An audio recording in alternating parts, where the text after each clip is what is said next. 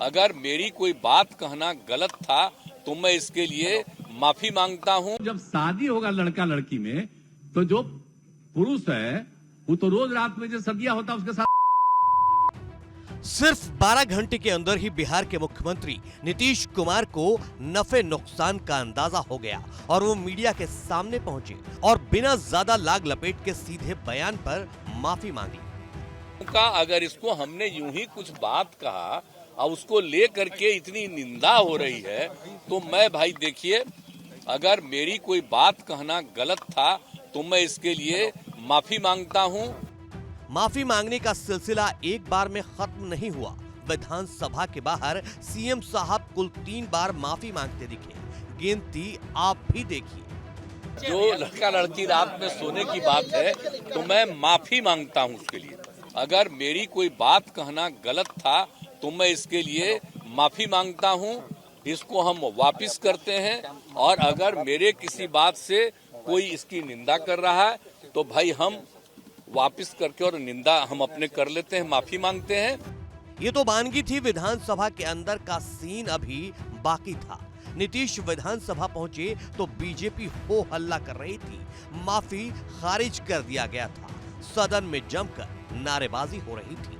नीतीश करते तो क्या करते, यहाँ भी महिला शिक्षा की दुहाई दी और फिर माफी मांगने लगी। सुनिए।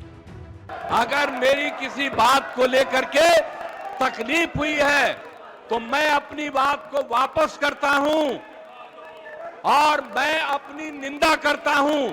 मैं दुख प्रकट करता हूं कि मेरे किसी एक शब्द के चलते अगर किसी को तकलीफ हुई है तो हम आपने कहा मुख्यमंत्री शर्म करें। बीजेपी कहां मानने वाली थी। मौका ऐसा था, कोई हाथ से जाने कैसे दी। नीतीश निशाने पर थे। कोई उनकी माफी को खारिज कर रहा था तो कोई उनकी सीएम पद से विदाई की मांग पर अड़ा हुआ था। हमारी मां बहनों को इस तरह से सदन के अंदर शर्मसार करना जो पूरा देश देखा है। माननीय मुख्यमंत्री जी कहीं न कहीं मेमोरी लॉस हो चुके हैं और माननीय मुख्यमंत्री जी जिस तरह का वक्तव्य दे रहे हैं उस पद के योग्य नहीं है।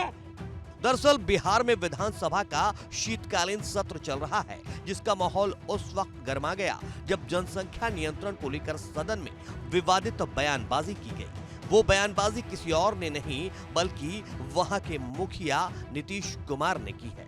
सदन में खड़े होकर अपने पेट पर हाथ सहलाते हुए नीतीश कुमार जनसंख्या नियंत्रण पर बोल रहे थे। मंद मंद मुस्कुराते हुए बेटियों की पढ़ाई का जिक्र कर अचानक ऐसा ज्ञान देने लगे जिसकी शायद ही किसी को उम्मीद हो। महिला विधायक का शर्म से सिर झुकाने को मजबूर थी। बगल में बैठे भतीजे तेजस्वी यादव शर्म से गड़े जा रहे थे। पीछे बैठे माननीयों में हंसी के बीच कानाफूसी शुरू हो गई थी, लेकिन नीतीश पूरे रौब में अपनी बात कहते रहे। ये बयान नीतीश के स्वभाव से बिल्कुल विपरीत था। सुनने वाले दंग थे। जब शादी होगा लड़का लड़की में तो जो पुरुष है वो तो रोज रात में जो सदिया होता है उसके साथ तो उसी में और पैदा हो जाता है।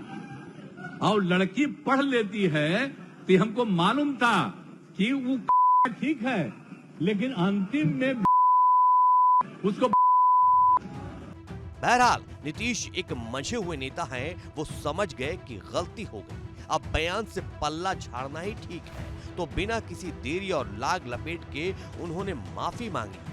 ये भी कहा कि सेक्स एजुकेशन के बारे में बात करने के दौरान कुछ ज्यादा बोल गए, लेकिन बीजेपी के लिए ये एक सियासी मौका है।